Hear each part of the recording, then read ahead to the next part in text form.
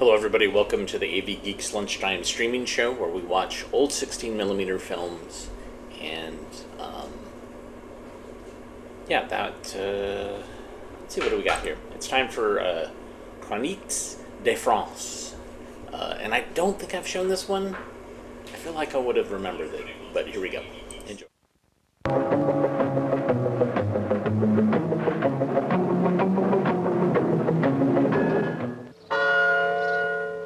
Moncontour de Bretagne, petite ville de 900 habitants. Vous avez reçu les produits? Oui. Bien, bon, c'est ça, visite, bonne journée. Merci.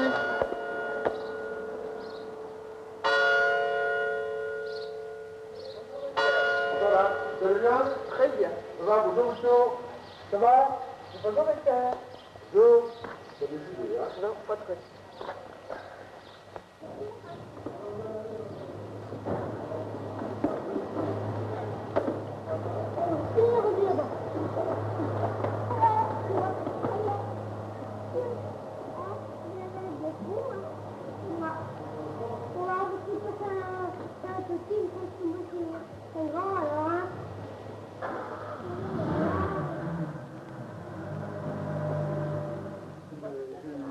Comme chaque jour, le docteur Bizien commence sa journée par des consultations à son cabinet médical.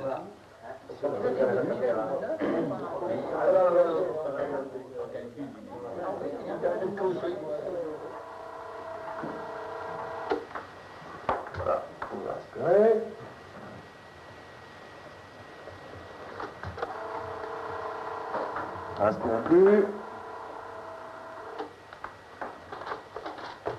Bien, oui, il est bon, hein, votre électro. Hein. Si vos douleurs, elles ne viennent pas de votre cœur. Vous pouvez vous lever. L'après-midi est consacré aux visites à domicile, le plus souvent dans la campagne environnante.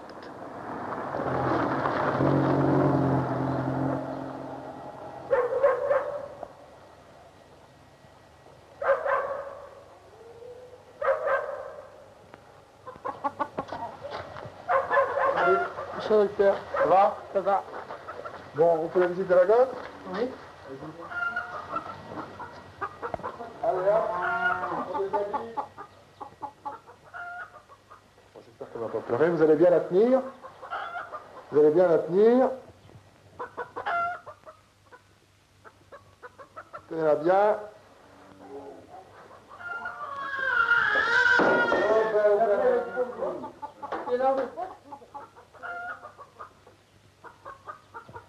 Ainsi, le docteur Bizien parcourt en moyenne 150 km par jour.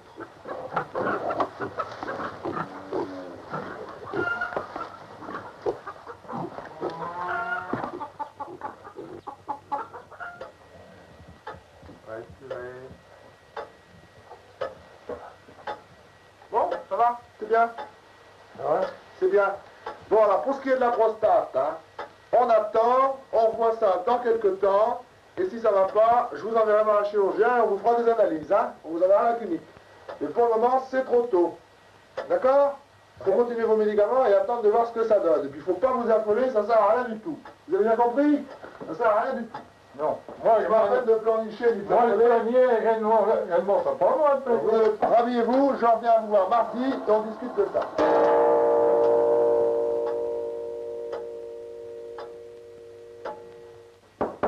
Entrez.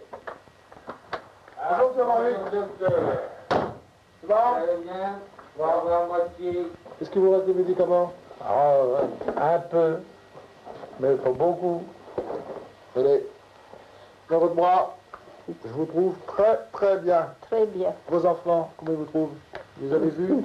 Oui, ils me trouvent très bien aussi. Ouais, vous en trouvez mignonne, en pleine forme? Mignonne, ils me trouvent coquette. Ouais, bah c'est bien, il faut rester. Je trouve que vous rajeunissez, moi. Oui, oui, oui. Vous trouvez ça, vraiment? Oui, c'est vrai. Vraiment. Oui, oui, ça fait 10 ans que je vous connais, 10 ans que vous allez de mieux en mieux. De mieux en mieux, oui.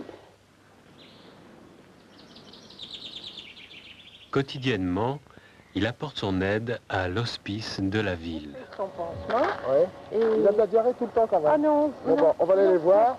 Non, On va aller les voir et puis on revient. Est-ce qu'il souffre? Non, il ne souffre pas. Jamais. Ah non, puis il est très agréable. Et la fesse droite? La présence, rien du tout. À droite, il n'y a rien du tout. Vous n'avez pas mal du tout, là? Non. Donc les piqûres vous font pas mal. Si, ça vient à la place de la piqûre me fait mal. C'est tout. Oui, c'est tout. Bien. Oh!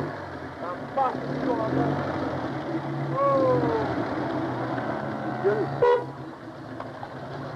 Allez, ça est en débat.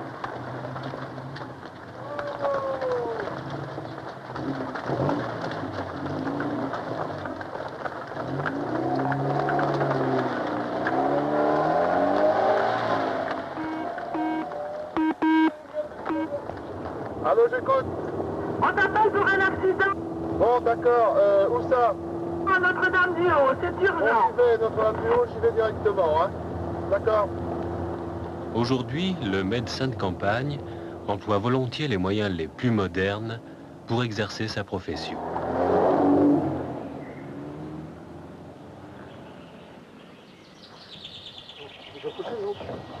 T'es arrivé il y a combien de temps? 5 minutes. Il a perdu vraiment connaissance? Non. Oh. Ça va? Bon, bah, il n'a pas de cassé, hein. Bon, il ne bouge plus, vous m'entendez? Attendez, on va lui serrer sa jambe, là. Tu la soulèves tout doucement, fais gaffe, hein. Bon, allez, je vais téléphoner aux pompiers.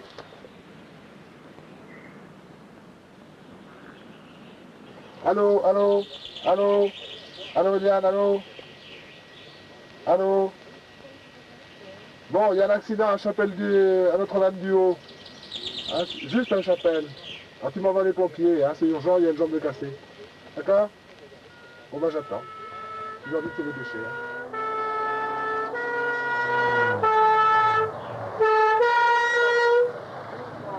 Voilà.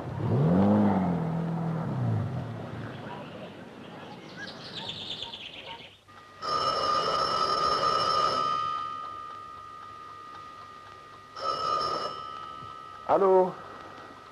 Ouais, ouais. Elle a des douleurs depuis longtemps? Bon. Un médecin de campagne est médecin 24 heures sur 24. Oui, oui.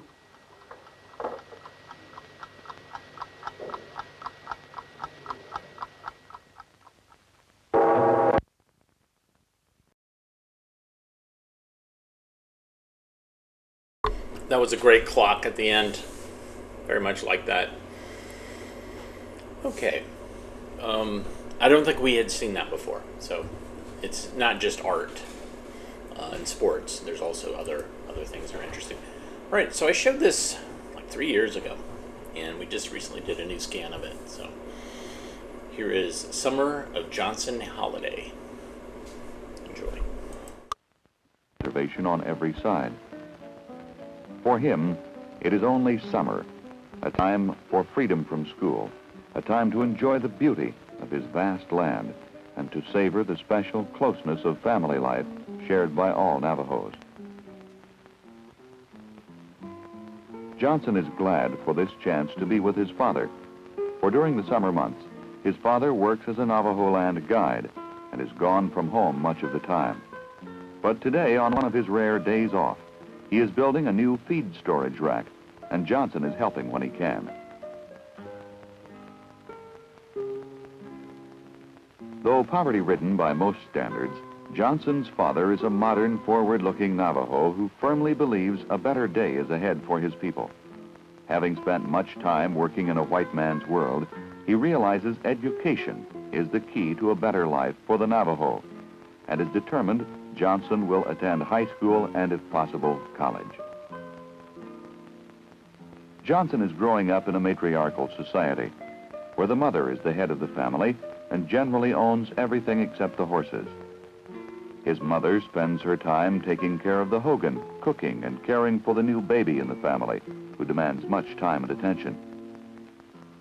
When not busy with the baby, she weaves fine Navajo rugs, which are an important source of income for the family, using wool from her own sheep, which she gathers, cards, and spins into yarn.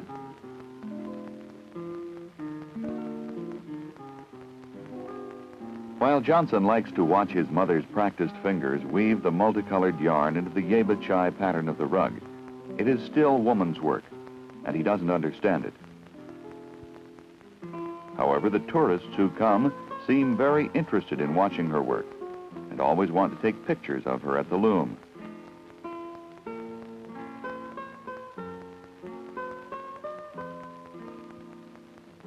Johnson also enjoys spending as much time as he can with his brother Wilbur and his little sister Rosa, who is fond of tagging along after him. There is a strong bond which binds the Navajo family together, a closeness many other peoples do not share. It is part of what the Navajo call their beauty way of life.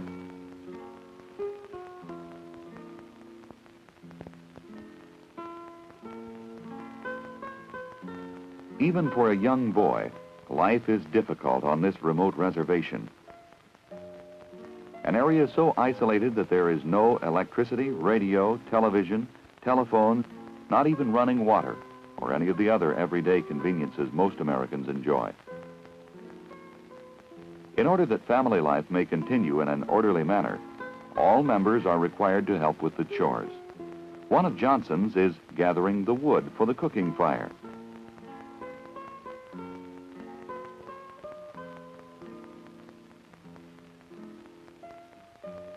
Another is building the outdoor cooking fire so his grandmother can make one of his favorite foods, fry bread.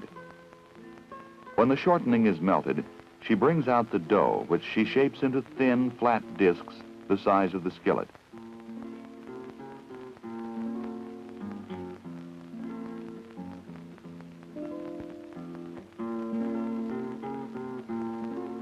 Once in the hot grease, the dough fries quickly to a golden brown, making a delicious bread which Johnson will enjoy at his noontime meal.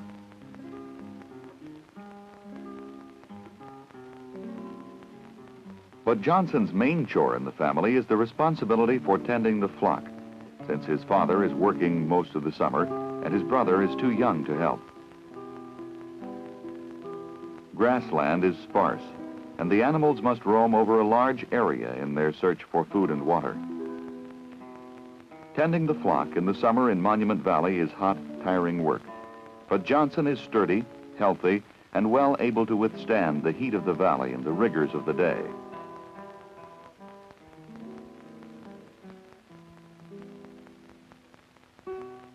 While resting, he sometimes hears the sound of a jet airplane passing high overhead, and he wonders about that other world outside the reservation. Watching the flock is a lonely chore, with little to divert him from his task, nor much to occupy his mind. For during these days, he has little or no company to help pass the long hours. Once in a while, he will get to use one of the family horses, and this helps break the monotony. The horse is especially helpful when it is necessary to take the sheep a long distance in search of suitable pasture.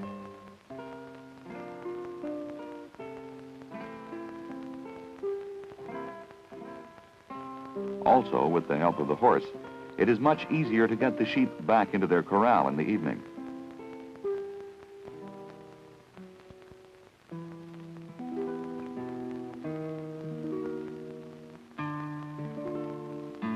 Johnson thinks tending the flock isn't so bad when he has a horse to keep him company.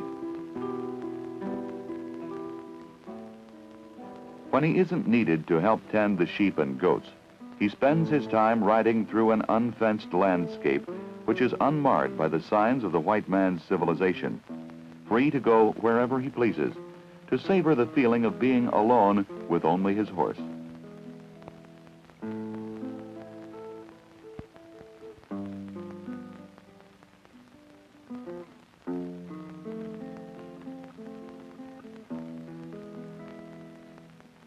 Johnson lives in a land of incredible vastness, a land where he is dwarfed and overwhelmed by the sheer size of the mesas and monuments which rise 1,000 feet or more out of the valley floor, a land that tends to engulf and swallow him by its immensity.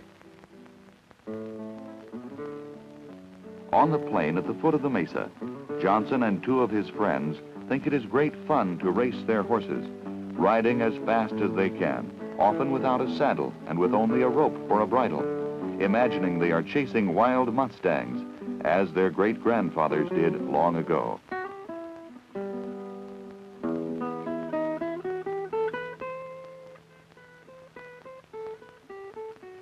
On these imaginary Mustang chases, one of Johnson's favorite riding companions is 9-year-old Harry Cly, who lives nearby in the valley.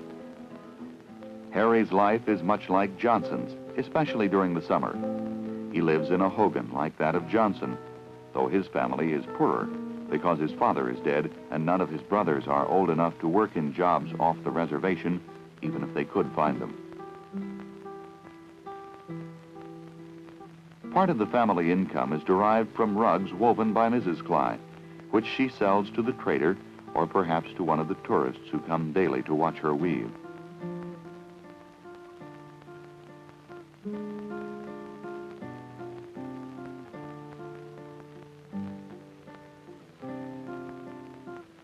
Posing for tourists' photographs also earns dimes and quarters, which are much needed to help tide the family through the long, cold winter.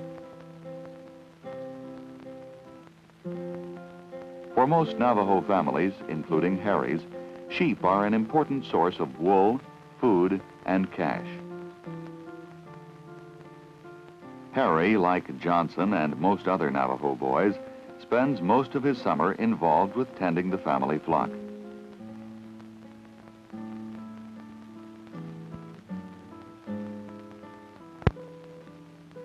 Harry is luckier than Johnson in that he sometimes has help with this chore from his sister Marilyn. Harry's life in the winter is quite different from Johnson's because Harry lives too far from a school bus route to attend the day school in Cayente. He must spend his school year at the Bureau of Indian Affairs boarding school, getting to come home to his family only 2 or 3 times during the school year. The boarding schools are not popular with the Navajos because they tend to break down the family unit and to inject too much of the white man's culture into the lives of Indian youths. An attempt is being made to provide more day schools and more extensive bus routes for Indian children living in remote areas. But in spite of his problems, Harry is a happy young Navajo, enjoying the close companionship of his family and the beauty of his valley while he can during the brief summer months.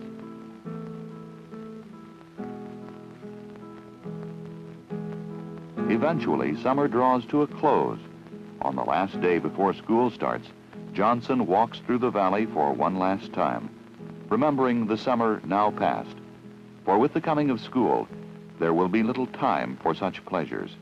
The days grow short, and winter will soon settle in over the valley.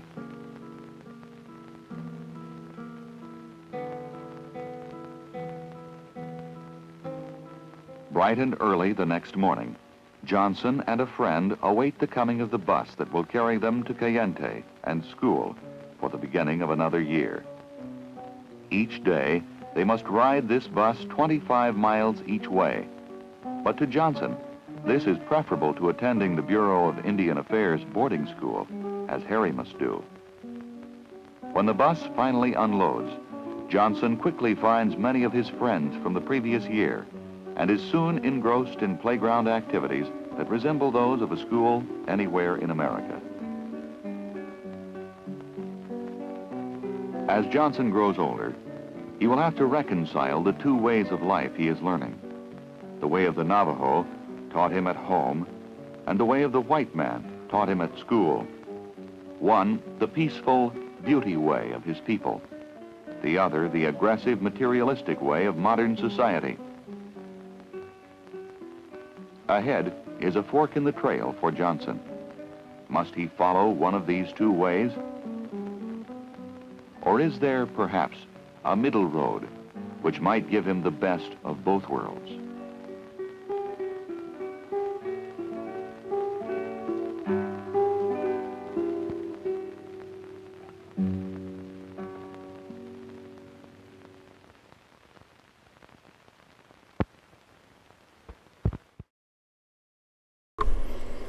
I certainly liked the subject matter and the beautiful footage there, but man, they could have picked a better narrator.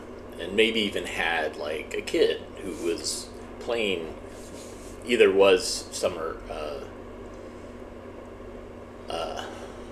either the kid or Johnson Holiday, or was somebody pretending like he was Johnson Holiday. That's what I would want to see. Ox.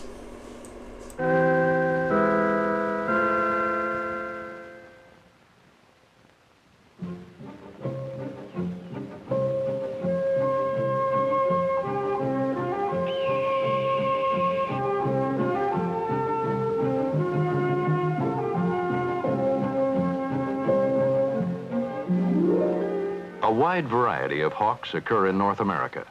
They're distinguished by heavy hooked beaks and long, sharp talons, which are the tools of their remarkable trade. Hawks hunt other creatures for a living. The red-tailed hawk is at home in woodlands, mountains, and even deserts across the nation. It feeds on mice and other small mammals. The red-tailed hawk and similar hawks are called buteos.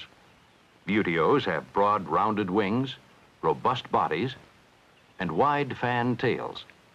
The red-tailed hawk builds a sturdy stick nest where 1 to 3 eggs are laid. The young are fed by the female, who tears prey into bite-sized bits. 18 months will elapse before the chick sports the red tail of an adult. Overhead, the male guards the territory. Hawks sit atop the food chain and reproduce slowly. In the time red-tails produce 2 young, a pair of mice might raise 24 offspring. The hawks will consume some of the mice, helping curb their surpluses. This is part of the balance of nature. After 6 months, the young red-tailed hawk is on its own. It may now weigh 3 pounds and have a wingspan of 4 feet. And with vision 3 to 5 times stronger than ours, it has no trouble spotting mice 50 yards away. Researchers believe the red-tailed hawk succeeds only once in every 4 hunting attempts. Other prey include squirrels and cottontails. Red-tailed hawks vary widely in color. Most are medium brown, but some are very dark. There are even a few rare, pure white albinos.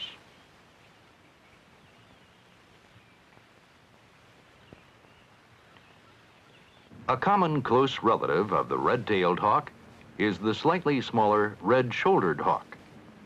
It's found in lowlands and swamp forests, chiefly east of the Great Plains. The red-shouldered hawk also nests in upland woodlands, though it avoids the territory of its larger cousin. Notice the reddish-brown feathers on the adult shoulder. The red-shouldered hawk usually hunts amphibians, reptiles, and small mammals and birds. The male arrives with a frog captured from a swamp. Do you think red-shouldered hawks greatly reduce the number of frogs? Or will they hurt snake populations? Remember, there are still many mice, even though mice are regularly hunted by these hawks. Far to the north, on the Arctic tundra, where there are no trees, we find another buteo, the rough-legged hawk. In size and habits, it closely resembles the red-tailed hawk, except that it perches on rocks instead of tree limbs. The carefully guarded nest is just a shallow depression on a cliff.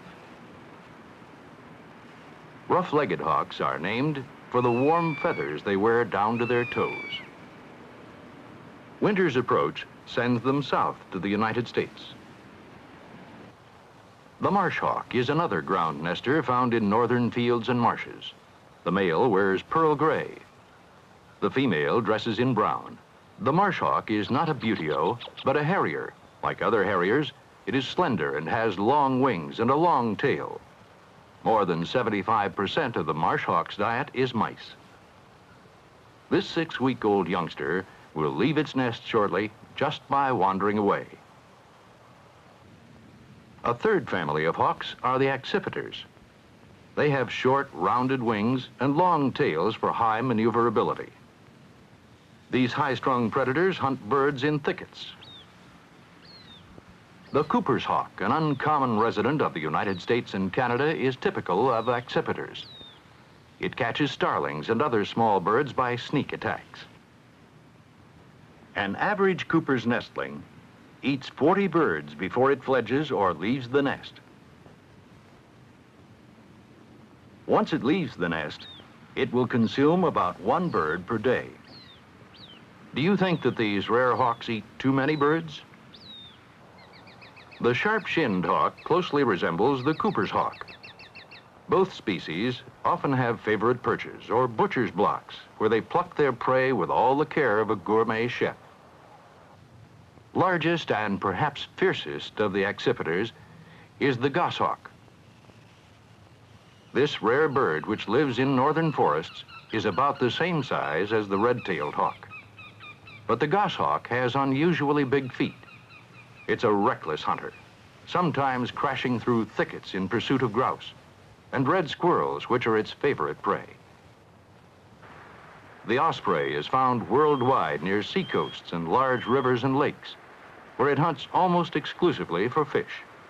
This uncommon bird hovers high above the surface, then plunges suddenly, sometimes going completely underwater to get its prey. It's not unusual for osprey to catch fish weighing as much as 2 pounds. And it's said that an osprey once drowned going after a record-breaking catch.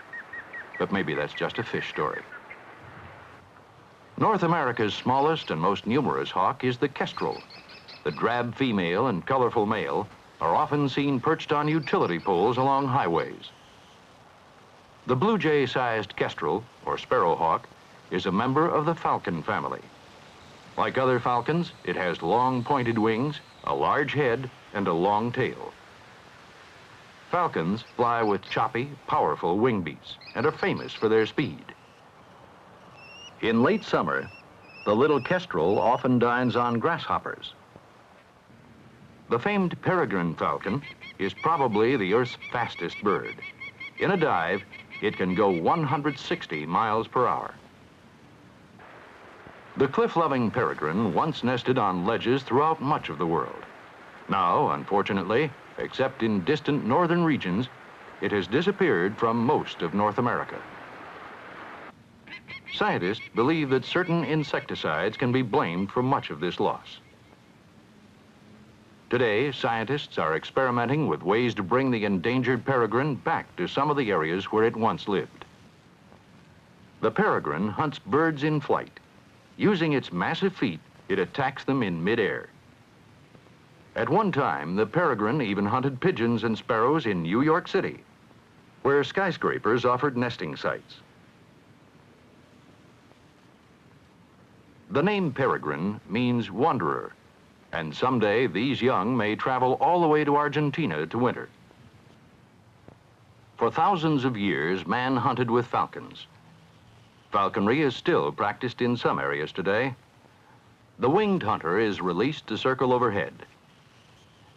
When prey flies below, the falcon stoops or dives, striking the unsuspecting bird with its feet. This pigeon may never see the falcon coming. Under favorable artificial conditions, the hawk usually is successful. However, in the wild, one observer reports that falcons make kills in fewer than 1 out of 10 tries. The hawk is brought back with a lure and food.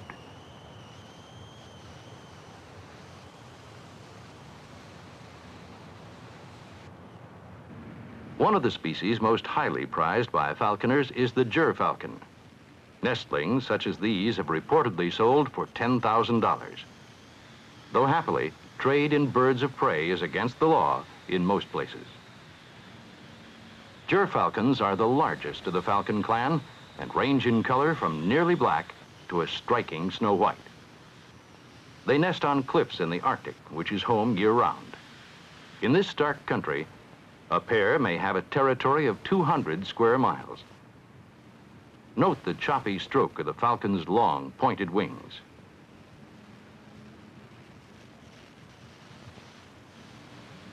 Gerfalcons feed on both birds and mammals, which these nestlings will soon have to learn to catch for themselves. Eagles are included in the hawk family. They are beautios like the red-tailed hawk. North America has two species, including the golden eagle, named for the colorful hue of its neck feathers. This rare resident of remote western and northern regions feeds largely on small mammals such as ground squirrels and jackrabbits.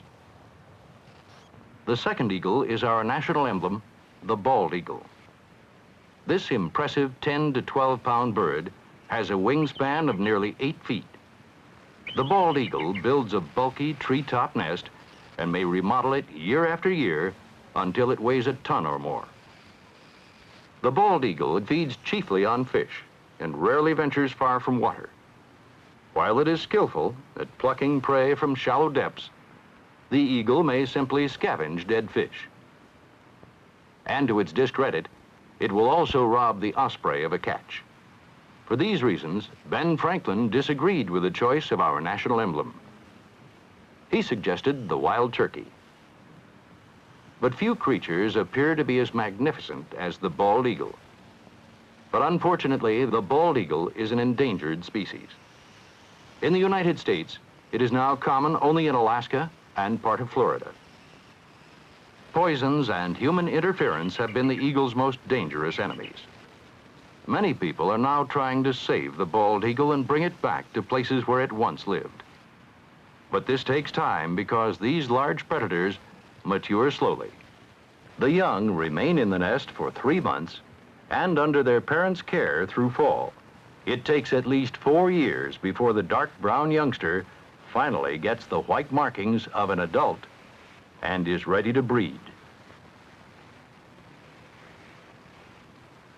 As a mature bird, the eagle may live for 10 years with its impressive form adding grace and beauty to our nation's skies. As wild hunters, hawks face many natural dangers, but people are their greatest enemies. Thoughtless individuals shoot many, and our chemicals poison others. And as we carve up the wilderness to gather resources and make room for housing and agriculture, we destroy habitat.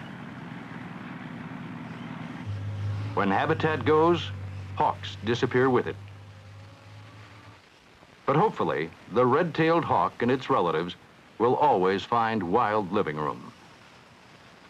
They are welcomed as an important part of nature's balance, and they add exciting variety to our world.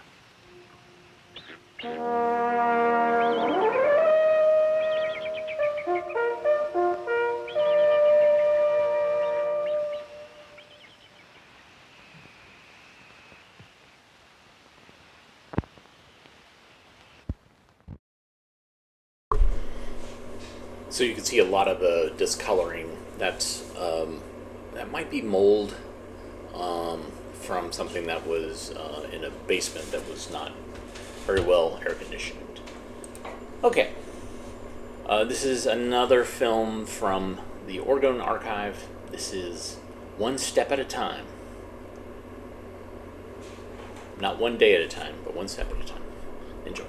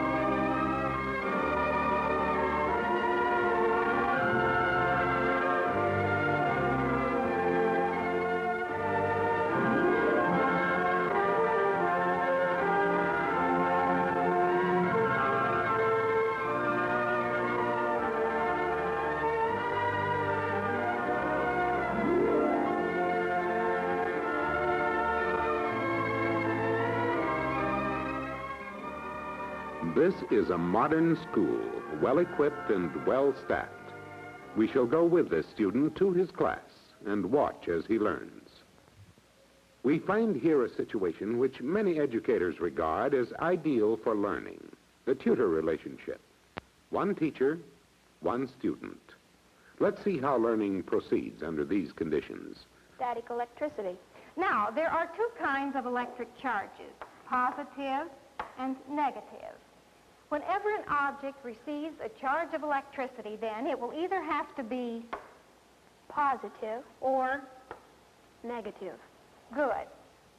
Now, repeating, there are two kinds of charges. One is positive and the other is negative. That's right. Now then, two objects will repel one another when they have the same, or as we could say, like charges.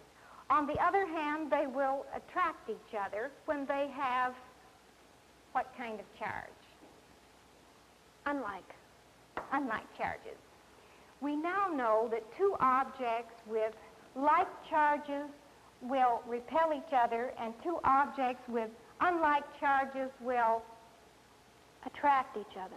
Therefore, we could say that attraction occurs when objects have unlike charges. Good. And repulsion occurs when they have like charges. That's it. Now let's see if we can put this into the form of a general rule. We can say that like charged objects will repel each other, and unlike charged objects will what? Attract each other. Fine.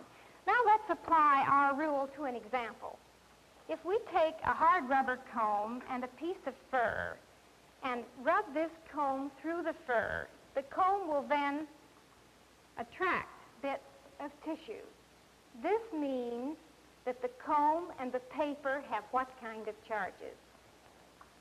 Unlike charges. It is apparent that under the tutorial method, this student's learning of the fundamental principles of electricity is progressing rapidly and efficiently. But, good as this method is, the teacher cannot effectively tutor an entire class. She can only give her undivided attention to one student at a time. The teacher is responsible for the learning of every student in her class. She attempts to recognize and provide for the needs of each student in turn. Each student is an individual with his own ability to learn and his own problems in learning. Paul here does not seem interested in what is going on. Jimmy has a lot of vitality and is eager to contribute. Martha learns more rapidly than her classmates and is ready for new things sooner. Bruce here would like to respond in class, but he is timid. And Ralph wants to learn too, but he did not understand some of the earlier lessons and needs help to catch up.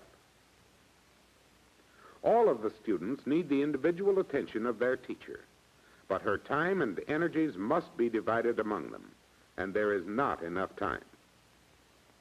We have seen how effective in directing learning this individual approach can be. Even at the time of Socrates, it was recognized that people learn best from the instruction of another skilled person, receiving their undivided attention, their ability to guide and control learning. The student responds actively to his tutor's direction. Through immediate correction, the student is prevented from practicing errors.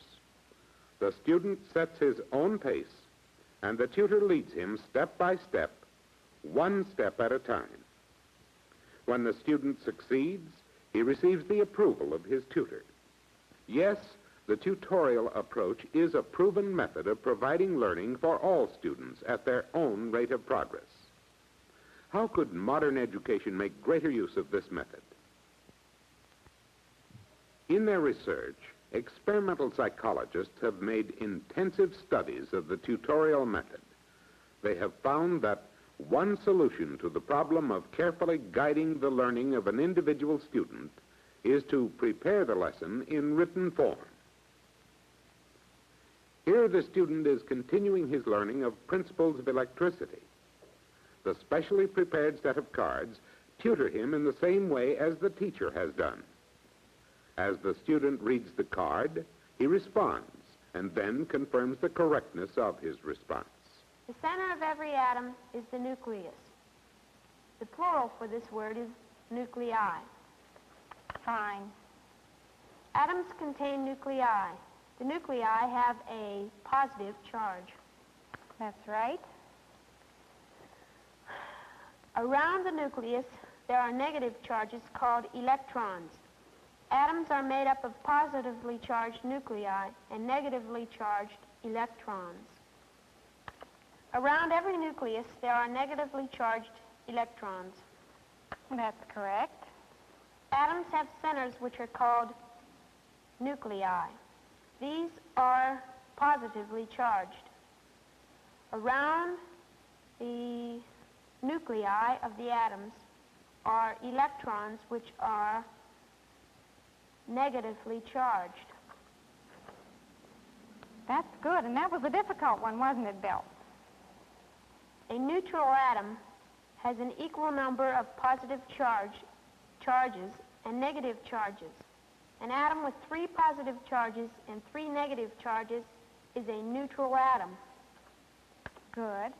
The lessons presented on these cards resemble the lessons presented by a good tutor.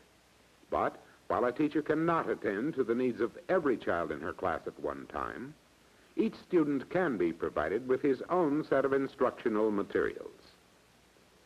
For convenience, information like that on the cards can be reproduced in a form suitable for presentation by a mechanical device. This device may be as simple as the ones this class is using. With this device, each student regulates his own learning. The same material that the tutor used and that was shown on cards is contained in the machine in a series of steps. In each step, the student is helped to make the correct response. After he has actively responded, the correctness of his response is confirmed. This technique helps students to overcome their individual problems in learning. Thus, Paul, who was previously inattentive, is carefully guided and directed in his learning. Now, Jimmy is encouraged to respond actively. And Martha can learn at her own accelerated pace. Bruce now receives recognition every time he is correct. And Ralph is assisted with difficult concepts in the lesson by means of small steps, specially sequenced to facilitate learning. These devices accomplish the same thing that can be done by a good tutor. And what is more, they permit each student to learn by himself.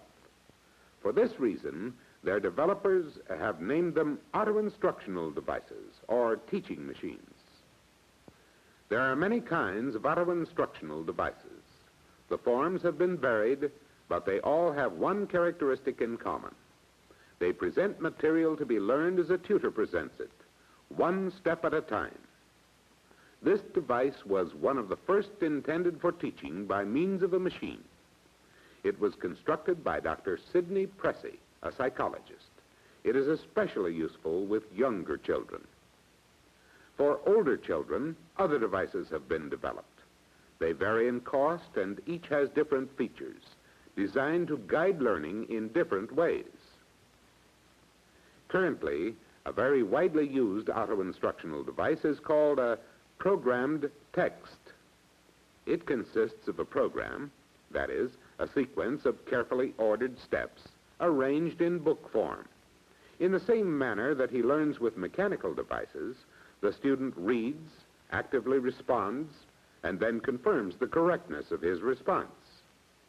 The same tutorial materials are used, whether they are presented on cards, by a machine, or in a book. Their effectiveness depends less upon the manner of presentation than upon the techniques by which they are prepared. The American Institute for Research is a leader in the scientific development of programmed methods of education. Here, in a recent investigation sponsored by the United States Office of Education, auto-instructional materials were prepared for a high school physics course. The development of materials of this kind requires extensive cooperative effort on the part of psychologists and educators working as a research team. A psychologist carefully writes each of the basic units of the program called frames. The frames are derived from a previously developed course outline and lesson plan. The objectives of the course are first discussed with an educator in the field for which the program is being written, in this case, a teacher of physics. Then, the program is written with the help of numerous textbooks and other reference sources. And a technical expert, a physicist, is consulted for advice and criticism on the content of the frames. Even then, the program is not complete. Every sequence is given a preliminary trial in an actual learning situation. It is the responses of students that determine the adequacy of each frame. Student errors are recorded, and unsatisfactory frames are thoroughly revised so as to ensure learning. Additional trial presentations are made, and the process of revision continues until students are found to make almost no errors at all. The educator is satisfied that the objectives of the course have been met, and the technical expert is satisfied concerning the accuracy of the frames. Only then is the completed program prepared for reproduction. Here, the program you saw being written has been put into use in the classroom. Each student has been provided with his own program text in physics and is using it to learn as fast as his abilities permit. Today, my students are learning some of the fundamentals of electricity. This method makes it possible for me to help them with their individual problems as they arise. And this is something every teacher wants to be able to do. The programs afford guided practice in a way that each student learns and understands the concepts and applications of physics. Let me show you what I think is an important fact about the program. It is not in any way a test. Instead, it actively encourages the student to integrate his knowledge so that he can state in his own words what he has learned. This mastery of physics is achieved by the student himself, one step at a time. Although auto-instructional methods represent a very new approach to education, teaching machines themselves are not much different from other devices which have been helpful in broadening the scope of classroom instruction, such as slide projectors, television, motion pictures, and the apparatus I use in laboratory demonstrations. The advantages of programmed instruction have been shown in scientific experimentation with typical high school classes. Here is Dr. David Klaus of the American Institute for Research. He and Dr. Arthur Lumsdaine recently conducted a series of field tests on the use of auto-instructional materials, sponsored by the United States Office of Education. Our experiments were divided into two phases. In the first phase, we studied the contribution of auto-instructional materials to student achievement when the materials were used to accompany methods which themselves were felt to be adequate and thorough. One physics class in each of 15 high schools in the area around Pittsburgh, Pennsylvania, participated in our experiment. The students in all these 15 classes received instruction from their teachers by the usual methods of lectures and classroom recitation. The students had been given a well-illustrated high school textbook in physics. In many cases, there were 2 textbooks, and the students did their customary laboratory work. In addition, the students in all classes received instruction from a televised series presented by Professor Harvey White, which was viewed every day in the classroom. The design of our first experiment is summarized on this chart.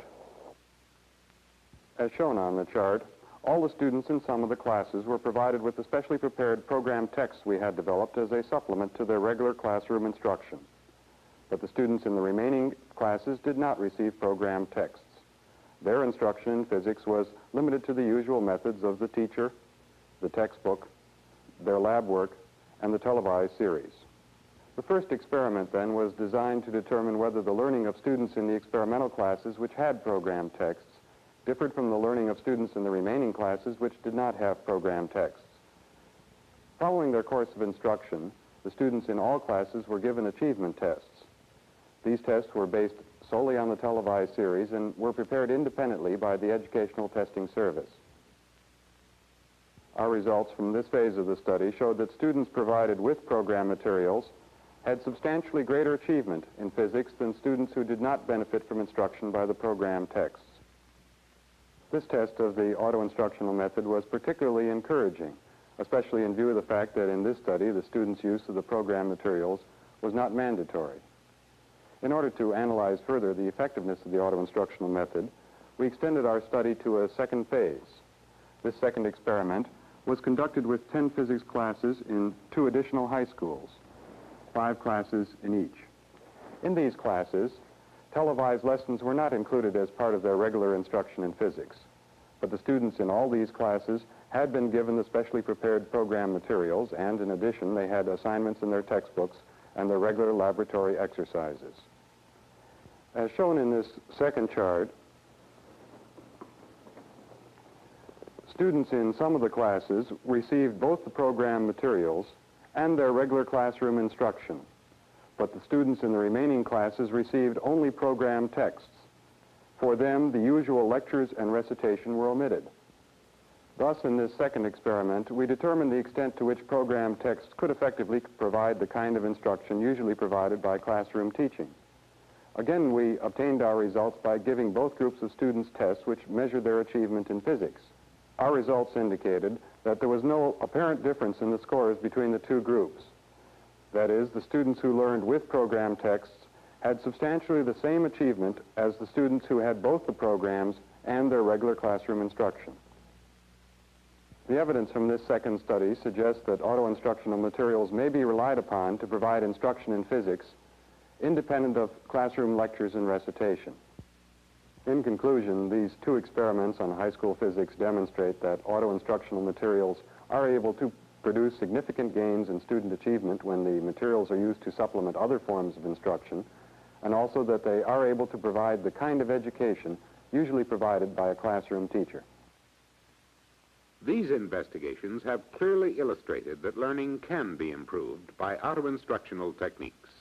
Now, the variety and depth of education no longer needs to be constrained.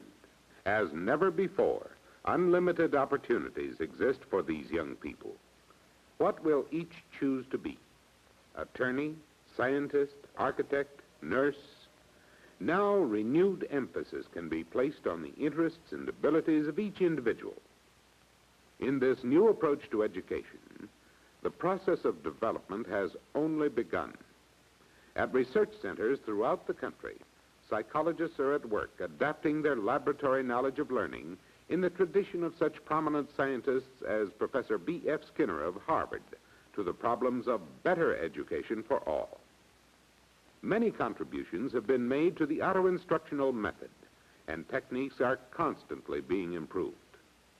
Even in the immediate future, much can be anticipated. For instance, programs are now in preparation on such subjects as algebra, French, and other languages, statistics, problem solving, and symbolic logic. And program techniques are also being adapted to the training of adults, as in the technical skills of industry and the academic fields of adult education. With the support of the United States Office of Education, studies are being made which are expected to lead to the development of programs for art judgment and creative thinking. Here also, further work is in progress to apply auto-instructional techniques to practical laboratory instruction in subjects such as introductory electronics. Eventually, the method will be applied to the rapid learning of very advanced subjects, as even now the program in high school physics is being expanded to include the principles of atomic theory. The auto-instructional method holds great promise. Its effects can be far-reaching. The school of the future will possibly be very different from the school with which we are familiar today. The speed and thoroughness with which the child learns will be much greater. the teacher's role may be a very new and exciting one. These students and I have been participating in a series of classroom seminars in which we are effectively utilizing the facts and concepts of physics. Through intensive practice with programmed materials, each student has been thoroughly prepared for these discussions because they have completely mastered the basic principles and have already applied them to the solution of problems. These students can be provided with the opportunities to think for themselves. Here, the student is encouraged to use his initiative and express his own judgment in this free exchange of ideas. Now, the student's learning experience is enriched by the full use of time and energy that was once devoted to explanations and drill. My job is more challenging than ever. Education at this level is possible only if the programs presented to these students are constructed properly. Because quality is so important, the role of the researcher will continue to be vital to education. We in education have been following closely the development of the auto-instructional method. The construction of program materials involves a considerable amount of effort on the part of highly skilled individuals. The time will come, of course, when educators such as I will not only be called upon to serve as consultants to the scientists, but will be responsible for the writing of programs. As a matter of fact, one of the primary objectives of the studies currently being conducted by psychologists is to specify the procedures by which good programs can be written, so that many more persons can be trained to do the job well. Those of us who work in educational media are enthusiastic about the progress that has been made by the auto-instructional method. It is reasonable to assume that as this work continues, an increasing number of programs will be available. Naturally, all of these materials will not be of equal quality, and at this time, we have few critical standards for selecting the best program. Certainly, in order to provide the greatest benefit for our students, the program must be chosen on the basis of its proven value. A good auto-instructional program is likely to have been prepared through the active teamwork of competent psychologists, educators, and technical experts. I wish to emphasize this point to you. We must select the programs to be used in our educational system with extreme caution.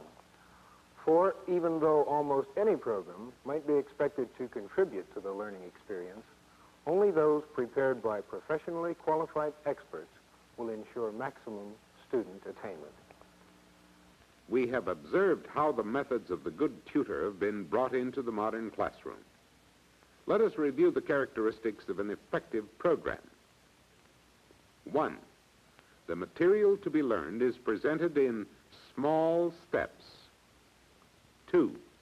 These steps are carefully sequenced, each built on what has been previously learned. 3. The student responds actively, using his own words. 4. The correctness of his response is immediately confirmed. 5. Each student learns at his own pace, as fast as his abilities permit. 6. Each student is carefully guided so that he is prevented from practicing errors. And 7. The program has been subjected to intensive trial, revision, and correction as an integral part of the writing process. Only under such conditions as these may the program be relied upon to produce substantial improvement in classroom achievement. We at the American Institute for Research see the need for continuing investigation and development of the auto-instructional method. The support of the Educational Media Branch of the United States Office of Education, as well as other government agencies, foundations, and industrial organizations has been extremely valuable. The 17 schools that joined us in our study in physics were given an opportunity to gain first-hand knowledge of the effectiveness of program materials. Such schools as these are at the forefront of research and education. As this work continues, schools throughout the country will have similar opportunities to utilize auto-instructional materials in their curricula. We invite parents, teachers, and school administrators to learn more about these methods and to participate actively in bringing scientific experimentation to their own school systems. The modern school presents the children of our nation with many opportunities for their growth and their learning. The responsibilities of our schools are rapidly increasing. Education must grow to meet the growing need. Its methods must keep pace with its responsibilities. The auto-instructional approach is an answer to a challenge that must be met. As in learning, progress in education proceeds carefully, logically, confidently, one step at a time.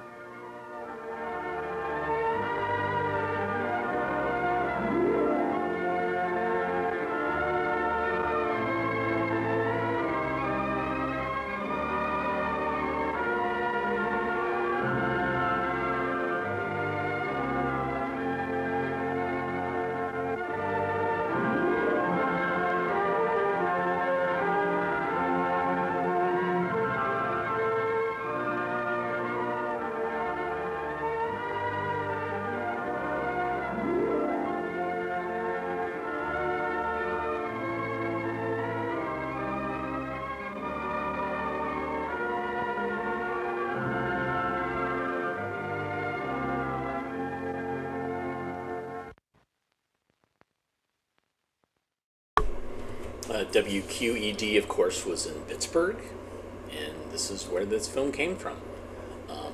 And don't make fun of the man's ears. I'm sure his wife loved him, his mother loved him, his kids loved him. Anyways, thanks for watching today. I appreciate your eyeballs and your comments. We are, let's see, still digitizing stuff from the Oregon archive, and we will continue doing that until we are done with this most recent batch. Then we will go and scan some more stuff, because that's what we do here, is scan a lot of material. So if you like what you saw, hit the thumbs up, hit the like button. You can also donate via the Patreon button, patreon.com/avgeeks, or get us coffee at ko-fi.com/avgeeks. You can always email us at skip@avgeeks.com, or watch our 24-hour stream at twitch.tv/avgeeks. That is a 24-hour stream that we interrupt during lunchtime, so you can actually watch this live along with everything else. We might have some times where we urge you to go to the Twitch channel to watch and comment, just to kind of get our numbers up a little bit so that we can maybe qualify for some other things. I don't know. All these streaming sites have their own little rules and everything. It's frustrating to keep track of them. But anyways, we're going to go ahead and start the live stream. You'll watch a little bit of it, and then we'll switch over. Thanks, everybody. See you tomorrow. Bye. Sun-drenched bran, a natural for your breakfast table. Sun-ripened prunes, another natural way to start your day. And now these two naturals join forces in a unique new cereal, Post Bran and Prune Flakes. Yes, two naturals join forces to give you the natural benefits of bran, the natural sweetness of prunes. Bran and Prune Flakes, just the combination you need to start your day a little bit better. And what a delicious difference Prune Flakes make in your daily bran. Only Post brings you this natural combination, because only Post takes flakes of real California prunes, Sunsweet prunes, and combines them with crisp, hearty bran flakes. Two naturals join forces in Post Bran and Prune Flakes. Post cereals make breakfast a little bit better. Post cereals from Now Kodak, through photography, brings you this edition of the Screen News Digest.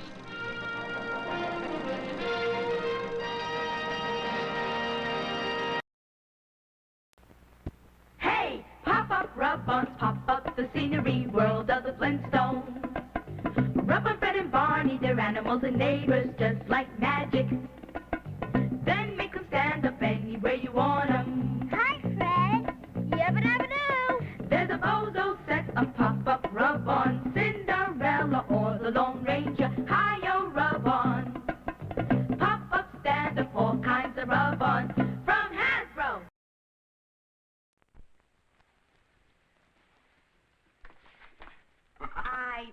told you. The PTA's coming tonight, George. I'm too busy for nonsense. PTA, huh? Gonna serve your coffee? You joke about my coffee again. You hear, Mrs. Olson, like a broken record. Well, it's one committee member to another. Maybe you should try Folger's coffee. Why Folger's? They blend it special. Folger's uses mountain-grown coffee. Mountain-grown? Yeah, that's the richest kind. Bet your husband tastes the difference. Mrs. Olson, I'll try Folger's on him tonight. How about another cup, honey? You seconds on my coffee? Tastes kind of great tonight. See? No trick to making coffee. All you need is a better coffee. Folger's. Try Folgers, the mountain-grown coffee. Mountain-grown for better. Now Hardee's gives you more than our great charbroiled taste. We give you free coupons to save each of you $2.50 at Carowinds, home of Thunder Road. It's the fastest roller coaster you ever screamed on. And then Carowinds will give you more coupons for discounts back at Hardee's. So have your whole family say hello to Hardee's. It's your big chance to take. A Smile for Life, The Father, presented by the American Dental Association. I had been coming down Dr. Brand Street for over 20 years. Now my wife and I were taking our daughter to him.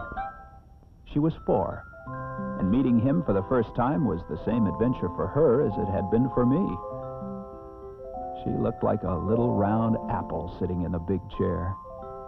And when the doctor's assistant put the dental bib on her, she giggled and thought it was all a game. As he examined her, he told us she was the right age to start topical fluoride treatments. Topical fluoride treatments, my wife asked. The doctor explained that scientists had shown that fluoride strengthens the enamel against tooth decay. Topical treatments could be a big help during the cavity years, but she would also have to help herself. Follow all the dental rules, he said, and you'll see. You'll have a smile for life. As she left, my little girl kept looking back, because the dentist played such a nice game. A most human game. The endless effort to help and protect his patients. Day in, day out, from generation